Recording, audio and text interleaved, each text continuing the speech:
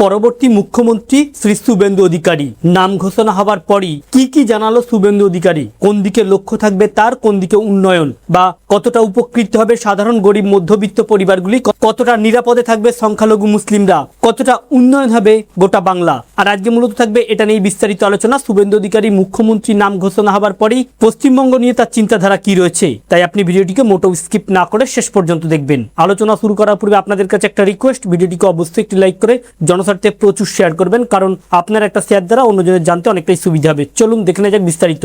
বাংলার ইতিহাসে এক নজির গড়ে দেখালেন শুভেন্দু অধিকারী। 2020 বা 21 সালে দল ত্যাগ হয়ে বিজেপিতে যোগ দিয়ে আজ মুখ্যমন্ত্রী পদে অধিষ্ঠিত হতে চলেছে। আজ শুভেন্দু অধিকারীর মুখ্যমন্ত্রীর নাম ঘোষণা হবার পরই তিনি স্পষ্ট জানিয়ে দিয়েছেন যে প্রধানমন্ত্রী এবং কেন্দ্রীয় স্বরাষ্ট্রমন্ত্রী যে গ্যারান্টি দিয়েছে তা পূরণ করবে নতুন বিজেপি সরকার বাংলায়। তিনি এটাও জানিয়ে দিয়েছেন এবার রাজ্যে উন্নয়নের দ্বার খুলে গেল, হবে ব্যাপক পরিমাণে উন্নয়ন, কারণ রাজ্যে গঠিত হচ্ছে ডবল ইঞ্জিন সরকার, কেন্দ্রেও যে সরকার রাজ্যেও সেই সরকার, অর্থাৎ উন্নয়নে আর কোনো বাধা থাকবে না। সাধারণ মানুষ যে সকল প্রকল্প যোজনা থেকে বঞ্চিত হয়ে রয়েছে, যেমন প্রধানমন্ত্রী আবাস যোজনা, 100 দিনের কাজ সহ বা আরো একাধিক প্রকল্প যোজনা রাজ্যে আসতে চলেছে, যার ফলে অনেকটাই উপকৃত হতে চলেছে রাজ্যের গরিব মধ্যবিত্ত পরিবারগুলি। তিনি এদিন পরিষ্কার ভাষায় জানিয়ে দিয়েছেন যে মোদী যে গ্যারান্টি দিয়েছে বা নির্বাচনের আগে যে প্রতিশ্রুতিগুলো দিয়েছে সেগুলো তা অক্ষরে অক্ষরে পালন হবে।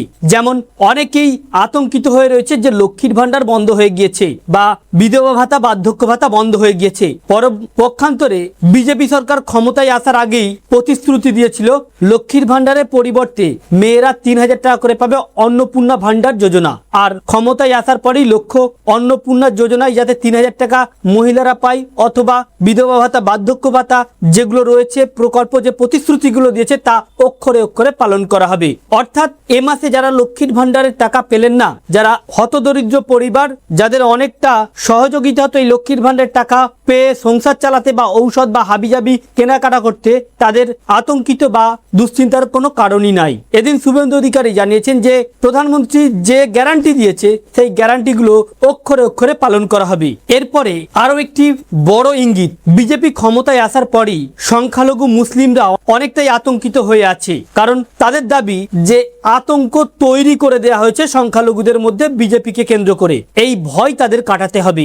এদিন তিনি পরিষ্কার জানিয়ে দিয়েছেন আমার মন্ত্র হবে চৈরবেতি। হবু মুখ্যমন্ত্রী শুভেন্দুর সংকল্প কেন্দ্র ও রাজ্যের সঙ্গে মিলেমিশে কাজ করে পশ্চিমবঙ্গে মোদীর স্বপ্ন পূরণ করবে। প্রধানমন্ত্রী এবং কেন্দ্রীয় স্বরাষ্ট্রমন্ত্রী যে গ্যারান্টি দিয়েছে তা পূরণ করবে নতুন বিজেপি সরকার। এবার কেন্দ্র সরকার এবং রাজ্য সরকার একসঙ্গে কাজ করবে, সেই কাজের মাধ্যমেই হবে প্রধানমন্ত্রীর স্বপ্ন পূরণ। এক্ষেত্রে তার মন্ত্র হবে চৈরবেতি। পশ্চিমবঙ্গের মুখ্যমন্ত্রী পদে নাম ঘোষণা হওয়ার পরই জানিয়ে দিয়েছেন শুভেন্দু অধিকারী। সংস্কৃত এই শব্দবন্ধের অর্থ হলো এগিয়ে চলো। শুভেন্দু জানালেন স্বামী বিবেকানন্দর এই মন্ত্র নিয়ে তিনি এগিয়ে যেতে চান। চলতি নির্বাচনে বাংলার 46% মানুষ বিজেপিকে ভোট দিয়েছে, পরবর্তী নির্বাচনে 60% মানুষকে আনতে হবে, এটাও তার সংকল্প বলে জানালেন শুভেন্দু। সেই সঙ্গে চার্জশিট প্রকাশ করে যে সংকল্পের কথা ঘোষণা করেছিলেন কেন্দ্রীয় স্বরাষ্ট্রমন্ত্রী অমিত শাহ তা পূরণ হবে। আর এই কাজের ক্ষেত্রে তিনি আমি নয় বারবার জোর দিয়েছেন আমরাই, জানিয়েছেন সকলকে পাশে নিয়ে তিনি এগিয়ে যাবেন। সন্দেশখালী থেকে আরজিকর হয়ে যত মা বোনেদের অত্যাচার করা হয়েছে তা নিয়ে কমিশন বসবে, তাদের বিরুদ্ধে ব্যবস্থা নেওয়া হবে। সেই সঙ্গে সায়ের আরো একটি সংকল্পের কথাও মনে করিয়েছেন শুভেন্দু অধিকারী। তিনি বলেন চার্জশিট প্রকাশের দিন শাহ বলেছিলেন প্রাতিষ্ঠানিক দুর্নীতি যারা করেছে তাদের বিরুদ্ধে অবসরপ্রাপ্ত বিচারক দিয়ে কমিশন বসানো হবে, সরকারি অর্থ যারা নয়ছয় করেছে তাদের বিরুদ্ধে কঠোর থেকে কঠোর ব্যবস্থা নেওয়া হবে। তিনি জানান কথা দিতে পারি মন্ত্রিমণ্ডল আগামী বিধায়ক দল বিজেপি সরকার বিচারধারার সঙ্গে যুক্ত লোকজন পশ্চিমবঙ্গের সাংস্কৃতিক চেতনা সম্পূর্ণ নাগরিকদের নিয়ে সংকল্প পূরণ করব, এটাই মন্ত্র হবে স্বামীজির মন্ত্র চৈরবেতি চৈরবেতি চৈরবেতি। অর্থাৎ তিনি শুভেন্দু অধিকারীর মূল টার্গেট থাকছে, মুখ্যমন্ত্রী ঘোষণা হবার পরই শুভেন্দু অধিকারীর মূল টার্গেট হচ্ছে বিশেষ করে যে সকল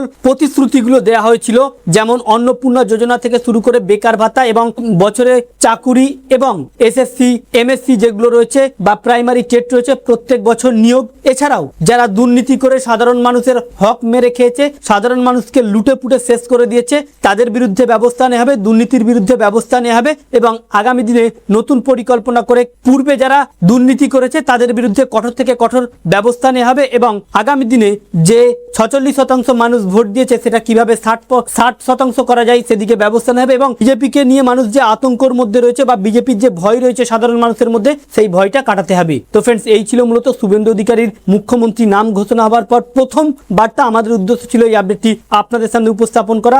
যদি ভালো লেগে থাকে ভিডিওটিকে অবশ্যই একটু লাইক করে শেয়ার করবেন। Thank you friends, thank you for watching.